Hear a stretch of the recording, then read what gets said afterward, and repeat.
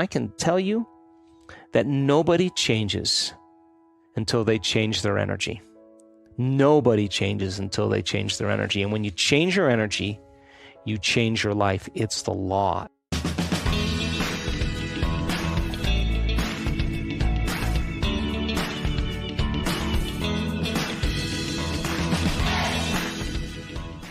You get a community of people together and they start popping, and that happens. In the last 2 week longs, I called my staff on the stage to witness what I was witnessing. They were in tears. When you witness that and you see what's possible, you begin to realize that we've all been hypnotized. All of this is to convince us that we're limited human beings, that we need something outside of us to make us feel better inside of us. And man, when you start grabbing onto this concept, that when the moment you start feeling no reason, and you're doing it from inside of you, and you start seeing the effects outside of you, you'll believe you're more of the creator of your life than less of a victim in your life. Because you say to a person, why are you so sad? Why are you so unhappy? They'll say, I'm unhappy because of my ex-husband. I'm unhappy because of the job. And what you're basically saying is that your outer environment is controlling how you think and feel, which means you're a victim. Yes. To your outer environment. But when you're regulating internal states independent of the conditions in your external environment, and your environment starts to shift and change, then you're going to realize that, oh my God, I'm never going to react to that person again, because the moment I do, I just return back to my past. And all of a sudden, people start getting it, and they start spiraling out of their lives into new lives. And it's happening more and more, and it's happening in a shorter amount of time because people are feeling more connected. I have a certain vision of where I'd like a community of people to go that can heal one another, that can instantaneously create outcomes in their life, that have access to mystical experiences and dimensions. I believe that the biggest lie we've ever been told is that we're linear beings living a linear life. I know that we're dimensional beings living a dimensional life, and I think that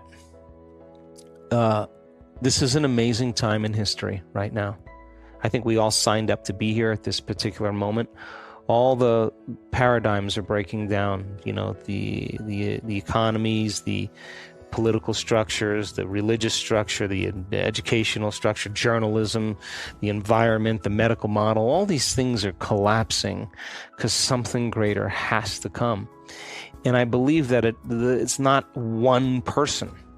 It's everybody. And I believe that if you get a group of people that are heart-centered, and we've done the research to show that in a room of 750 people, all going into an elevated state, opening their hearts, and having 40 people in the front of the room wearing heart rate monitors. And those people are sending the intent that the people in the front of the room, their lives be enriched, that their bodies be healed, that the mystical find them, that their dreams come true. That all of these people go into heart coherence at the exact same time, the exact same day, the exact same meditation.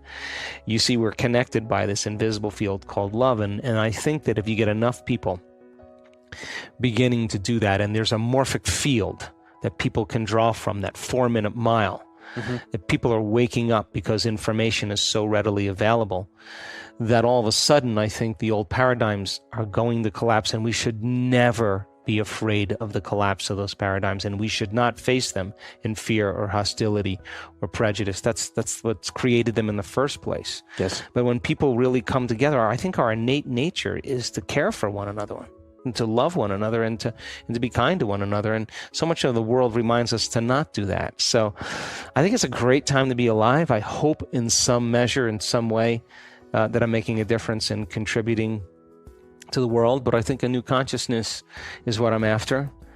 We've done 4 global meditations. We've had over 45,000 people participate in one. So people are waking up to the idea the world can change. But it's not enough to just focus on peace. You know, you got to be peace. You know, you can't say, I believe in peace and be arguing with your coworker. You got to take care of that. And so I think that if everybody is looking within, if everybody is really saying, well, I don't like that person, or I don't like these conditions, does that exist in me at all?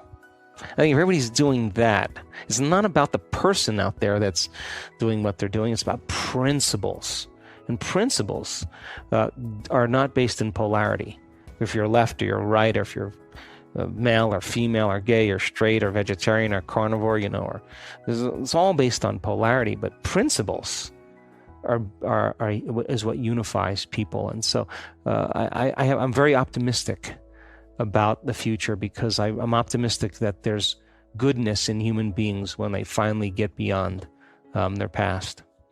A lot of cultures believe that they get a hex on them, and that, or a curse on them, and that their life is ruined. But really, they're only suggestible to information equal to their emotional states.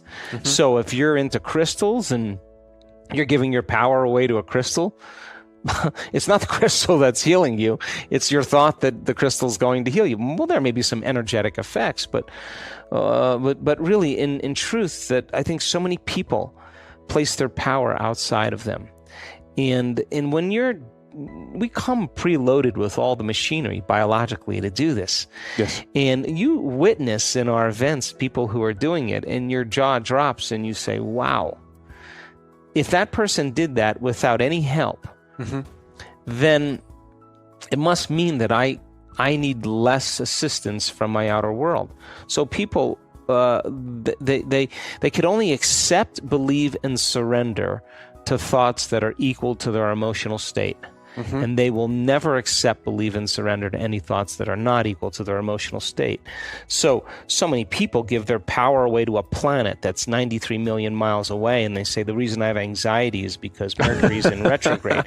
Well, no, the reason you have anxiety is because you created anxiety because you kept selecting the worst case scenario in your future and emotionally embracing it and conditioning your body into the mind of fear. And the planet has nothing to do with it. And it's when people start realizing that they have the power to change. And we've all done this. Everybody has done something great in their life. And what do? You make up your mind. And you say, I don't care how long it takes time. I don't care how I feel body. I don't care what people think or what's going on in my life environment. I'm going to do this. And the decision becomes an experience that you never forget. And in that moment, you emotionally are giving your body a sampling, a taste of the future. And if you did it every day, your world's going to change. And I've been at this for a long time, and I can tell you that nobody changes until they change their energy. Nobody changes until they change their energy. And when you change your energy, you change your life. It's the law. And so then you got to be able to stay in that energy for an extended period of time with your eyes open in your day. And when you do, get ready, because you're going to have coincidences and synchronicities and opportunities that are equal to your energy. There's a vibrational match between your energy and that potential in the future, and you're not going anywhere to get it. Like Newtonian physics, dragging your body through space. You're the vortex. Yes. You're drawing it to you. And when you start seeing those events happen, the energy you feel from that experience inspires you to create the next one. And all of a sudden, here we go. People are stepping out of those programs.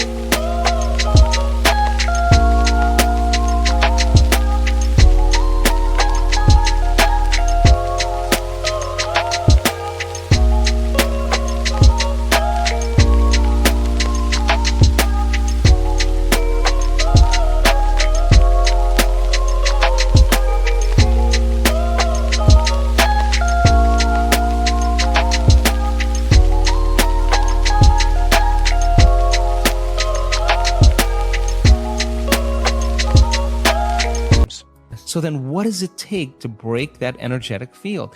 An energy that's greater than the energy that's holding it together. That's how you separate atoms that become a molecule.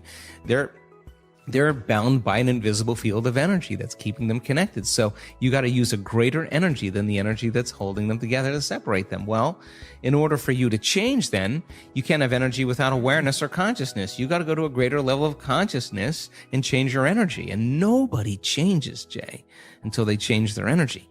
When you start doing the work, there's no longer a vibrational match with you and your past, present reality, that person or that condition any longer. That person or condition is going to spiral away because you're no longer in need of that. So then our life begins to change when we change our energy, and we begin to take our power back that's essential for us to begin to create with. Now, some people can't handle that because they're not conscious that they're doing it. So they'll be working on their vision of the future, and yet they'll spend 2 hours lowering their energy back into victimization or suffering, and they want to know why their future isn't happening. Well, there's an unconscious program. Let's go after that. And once you start going after that, now all of a sudden your life starts to change again. So you can't say it doesn't work. On some level, we don't work. All of this information, this philosophical, theoretical information, is for us to initiate, to apply, to personalize, to demonstrate.